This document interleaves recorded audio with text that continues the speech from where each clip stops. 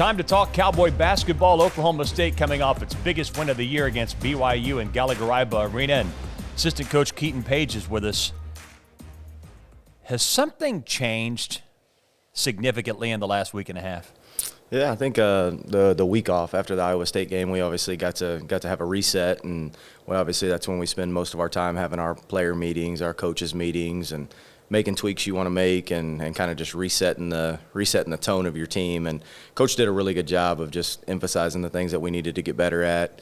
Obviously, going over what we had in front of us, and our guys' buy-in the last 2 weeks has just been on another level, and obviously that showed last night. I think Coach Lutz made the comment after the BYU game that the players are understanding now how to function better as a team versus trying to function as individuals. Have you seen that? Yeah, for sure. And our practices have reflected that in the last week.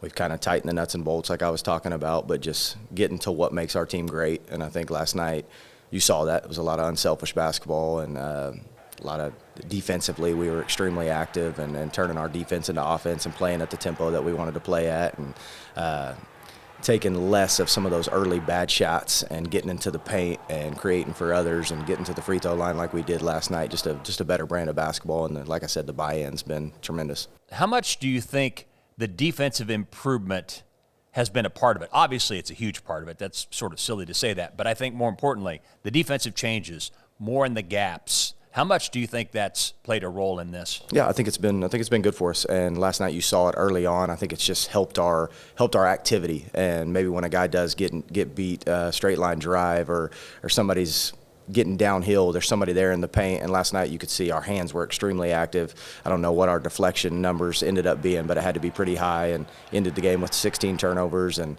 got us a chance to do what we do and get out and play fast and set the tempo on the offensive end. Yeah, you flipped the script in so many ways. BYU's a team that makes a living at the free throw line, and yet you had the biggest free throw attempts advantage over BYU of any team this year. And you're also talking about getting into the paint. You were able to get into the paint offensively when really BYU's goal defensively is to make sure that doesn't happen. It's amazing how you're playing a top 15 team in the country and you totally flipped the script on those guys. Yeah, Coach Lutz was adamant the last 3 days about how good BYU is at getting to the line, and obviously Devanza, Saunders, Rob Wright, those guys are really, really talented players, but they have a knack for getting fouled and getting to the line. And then we went over extensively of staying down, showing your hands, and then obviously flipping it on the offensive end and trying to get into the paint as much as possible, and emphasizing that when you get into the paint, like obviously they have a guy like Keiton down there that blocks shots that the play may not be at the rim, but get into the paint and kick it out, create rotations. And we were fortunate enough that we got into the bonus early in the second half and got to the free throw line a lot by getting into the paint.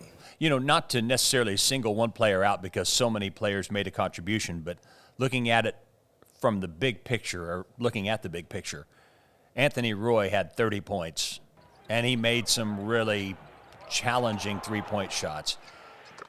You need everybody to contribute, but when you have someone who can make the plays he can make, does it change the chance you have to beat almost anybody on a given night? Yeah, he's obviously, Roy's a different type of scorer and a different type of talent on the offensive end, and our guys know that we've got to find him, and he's got to get some of those shots that he took last night. And fortunately last night he was making those, but those guys, I mean, like Kanye Clary, I don't think he gets enough credit for last night. I think he ended the game with 9 assists, and so 9 assists to 2 turnovers. And so going into the game, he knew his role was getting into the paint, like I said, and drawing defenders and kicking out. I don't know how many of A-Roy's shots came off of Kanye's, but I would think a few of those did. But our guys took the game plan extremely serious the last couple of days, and obviously A-Roy stepped up to the challenge and hit those shots.